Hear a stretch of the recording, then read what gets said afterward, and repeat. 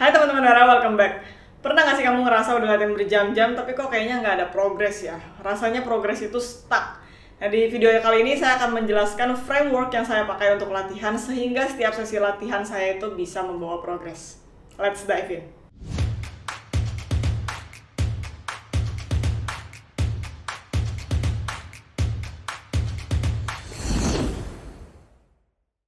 Ada satu publikasi yang saya rekomendasiin banget buat teman-teman di sini yang ingin meningkatkan kualitas latihan dari Susan Williams, dosen Universitas Musik di Belanda dan di Jerman.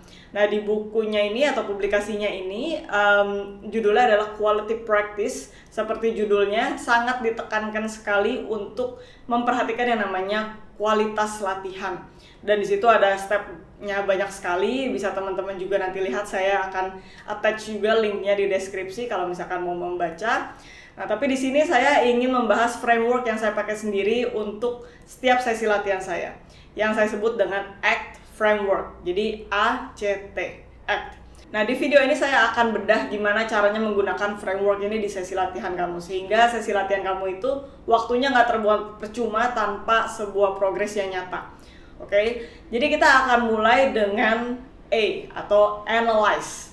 Ya, di sini maksudnya adalah kita harus menganalisa problem apa yang muncul ketika kita berlatih.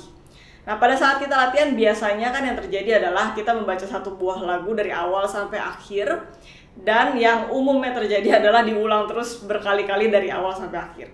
Nah, tapi di sini saya nggak mau kamu melakukan hal tersebut.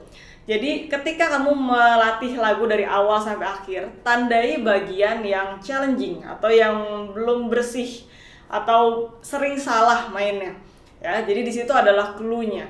Nah, begitu kamu sudah tandai bagian tersebut, coba cari problemnya itu apa. Intermezzo sedikit, kalau misalkan kamu mau dapetin bentuk PDF dari framework yang saya gunakan di video ini, bisa langsung aja ke deskripsi, di situ udah ada linknya, tinggal kamu download aja. Kita lanjut lagi ke videonya ya. Kita ambil contoh di sini. Misalkan kamu sedang punya problem main perpindahan C ke F, ini nggak mulus. Ya, dan kamu mencari tahu nih apa penyebabnya, dan ini sifatnya hipotesis dulu ya, nggak harus bisa langsung pinpoint oh ini penyebabnya gitu. Kadang untuk pemula itu masih sulit biasanya, jadi ini bersifat kira-kira dulu aja, apa sih penyebabnya, kenapa saya nggak bisa main mulus dari C ke F.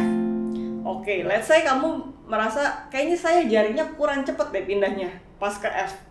Nah, itu satu penyebab yang kamu sudah pikirkan. Nah, setelah itu kita masuk ke step berikutnya di huruf C atau C, corrected. Nah, di step ini kamu harus cari satu solusi atas penyebab tadi.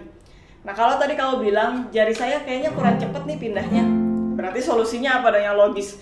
Solusinya adalah ya lebih cepet jarinya pindahnya. Oke? Nah, itu kamu sudah menemukan satu solusi.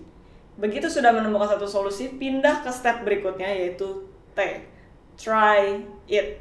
Ya, dimana di situ kamu mencoba solusi yang kamu temukan tadi secara berturut-turut. Saya sarankan minimal 5 kali berturut-turut kamu mainkan tanpa salah, dan sebisa mungkin di tempo yang sebenarnya dulu, supaya kamu juga bisa cek apakah berfungsi gitu. Kalau misalkan nggak berfungsi, bisa diturunin dulu temponya.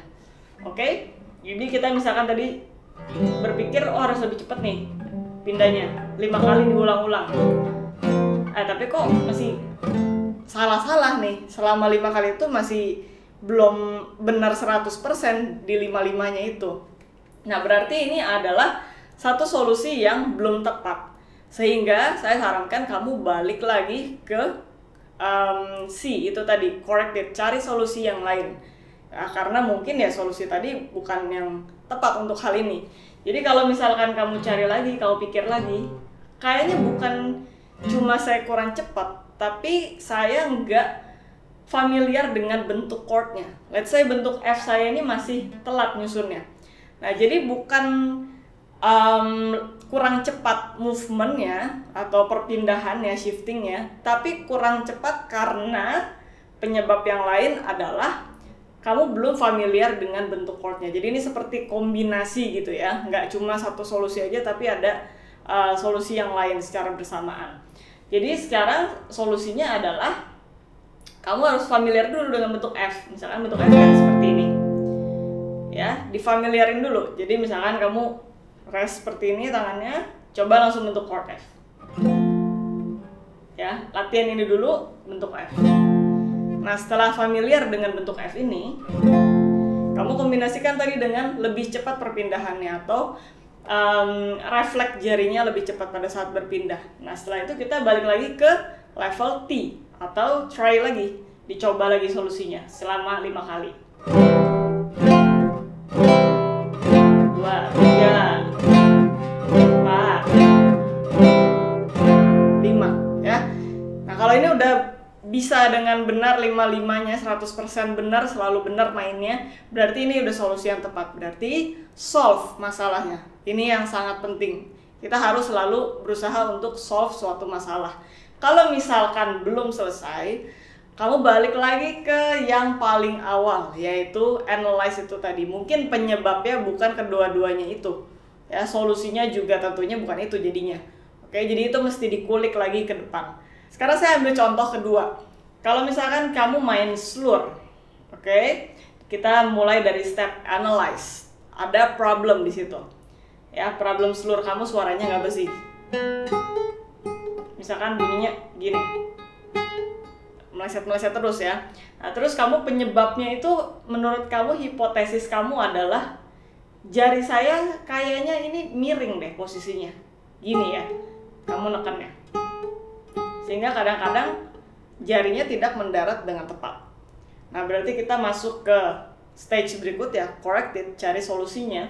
Solusinya adalah, oh kayaknya tangan saya ini posisinya harus lebih lurus seperti ini deh. Nah, setelah itu masuk ke stage berikut, jadi coba apakah benar solusi tersebut selama 5 kali. Nah, ternyata benar. Berarti itu artinya solusi tersebut sudah tepat. Ya, tapi kalau misalkan belum tepat, again, balik lagi cari solusinya. Kalau setelah 2-3 kali kamu mencari solusi, misalkan kok solusinya nggak ada yang berfungsi ya, nah itu kamu hint, berarti mungkin penyebab kamu atau hipotesis dari penyebabnya itu kurang tepat. Ya, jadi kamu harus cari tahu lagi apa sih penyebab sebenarnya. Nah, di sini framework yang saya gunakan ini bisa lebih maksimal lagi kalau misalkan kamu punya seseorang yang meng-guide kamu ya. Jadi kalau misalkan untuk pemula atau yang baru belajar gitar, tentunya kan pengalamannya masih minim dan kadang-kadang masih belum tahu apa sih yang menyebabkan saya mainnya kok nggak mulus gitu. Nah, ada baiknya kamu punya seorang guru, atau kalau kamu nggak punya guru, cuma belajar dari tutorial gitu ya, tanya seseorang yang sudah punya experience lebih dari kamu, yang mengerti edukasi gitar lebih dari kamu. Bisa cari di komunitas, bisa DM saya juga contohnya, atau ya kalau punya kenalan yang bisa belajar, bisa main gitar, itu bisa kamu tanyain. Jadi proses belajar kamu itu ada arahnya ya, jadi bukan cuma latihan buta aja gitu, dilatih terus berharap kadang benar kadang enggak gitu. Jadinya setiap kali kamu main di bagian situ, itu tuh akan tercipta mindset bahwa kayaknya bakalan salah deh, udahlah hajar aja gitu. Nah, jadi itu sebenarnya yang buruk menurut saya, habit yang buruk untuk dibangun gitu.